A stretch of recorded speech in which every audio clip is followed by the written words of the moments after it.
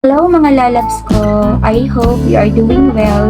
As of the moment, if you're going to ask me, well, I'm doing fine. As you can see, I'm wearing my favorite color is color pink. Pink lover po talaga ako mga lalabs ko. Kaya po pink din palagi yung background ko. Pakinggan ng mabuti ang pamagat ko ng tulang ito ay Quintas. Bakit nga ba ito ang napili kong pamagat? Alamin mo po. Malinaw pa sa aking alaala nang tanggapin ko ang kwintas na mula sa kanya. Ngiti sa mga labi ko ay hindi na maipinta, pakiramdam ko nga ay abot tenga na. Well, sino nga ba ang taong ito? Siya lang naman ang unang nagpatibok ng puso ko.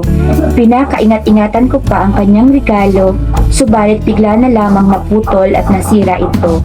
Ang kwintas ay isang paalala, anumang bagay ay maaaring mawala.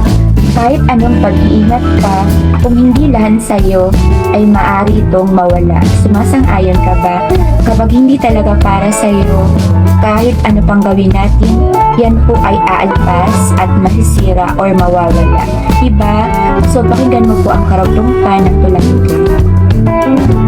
Sa taong nasa harapan ko ngayon, subukin ka man ng pagkakataon, mawala man ang pintas sa leeg mo, panatilihin nakangiti ang labi at puso mo, sapagkat gaya ng isang pintas, ang lahat ay may wakas.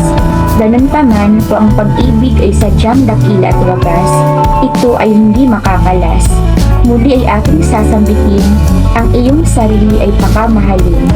Ingatang mabuti ang iyong damdamin, gaya ng pag-iingat niya sa atin. Totoo yan, diba? So, pakinggan mo mabuti ang bawat salitang ipapaliwanag ko. Bakit ito po ang naisip kong pamagat? Alamin mo yan. Naalala ko nga yung paborito kong kanta bukod sa araw-araw. Sa umaga't sa gabi, sa bawat minutong lumilipas, hinahanap-hanap kita, hinahanap-hanap kita.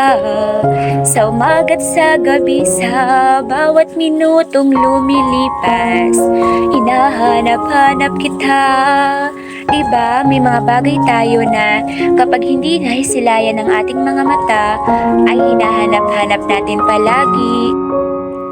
Kagaya po ng kwintas, diba, lalo kapag mamahalin, kapag nawala yan, parang hindi tayo mapakali. Syempre, diba, nag-invest tayo ng pera. Kaya dapat, moral lesson, matuto po tayong pahalagahan ang mga bagay na hawak pa natin. Lalo na po ang mga tao na palaging nasa ating tabi, ang mga taong nagpaparamdam po sa atin na mahalaga tayo sa kanila. Huwag po nating hihintayin na kung kailan wala na sila, kung kailan po nalagot na ang koneksyon na mayroon tayo sa kanila. Saka po natin ma-realize ang kahalagahan ng isang tao o bagay man yan, di ba?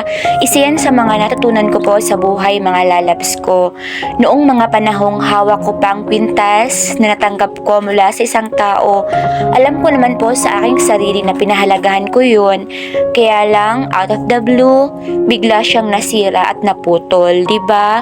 Syempre, masakit din yun sa part ko kasi pinahalagahan ko yun. Kaya lang, ganun talaga, that's life, diba? Pero at least, yung aral na ibinigay sa akin ng pagkakataong iyon ay nakaukit na po sa aking puso. Kailangan kasi sa bawat senaryo, mayroon po tayong makukuhang significant moral lesson na ating dadalhin hanggang sa pagtanda natin. Once again, dalawang mahalagang salita po ang iiwanan ko sa inyo bago magtapos ang video kong ito. Number 1, pagpapahalaga. Kailangan po nating matutunan kung paano pahalagahan ang sinumang tao o bagay na part po ng ating buhay, diba? Huwag po nating hihintayin na kung kailan wala na sila, doon pa lang natin maiisip at makikita ang significant value nila sa ating buhay. Number 2, another significant word na kailangan nyo pong tandaan, acceptance, diba? Kailangan po nating tanggapin na kapag may nawala sa atin, yan po ay hindi nagkataon lamang.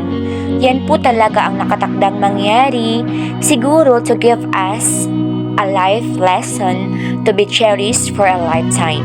Yan po ang palagi nating tatandaan kapag may nawala, nasira, naputol o nalagot man, meron po yang matinding dahilan. Kaya dapat habang hawak pa natin ang isang bagay o tao, pahalagahan po natin sila. Okay, so I hope nagustuhan mo po ang video kong ito na pinamagatang Kwintas. Diba?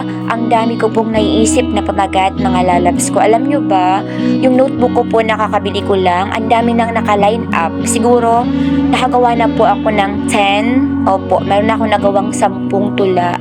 At ito po ay paparinig ko sa inyo sa susunod pang mga araw. So, salamat po sa inyong panonood. Ingat kayo palagi ha. Andito lang kayo palagi sa aking puso. Minamahal ko kayong lahat.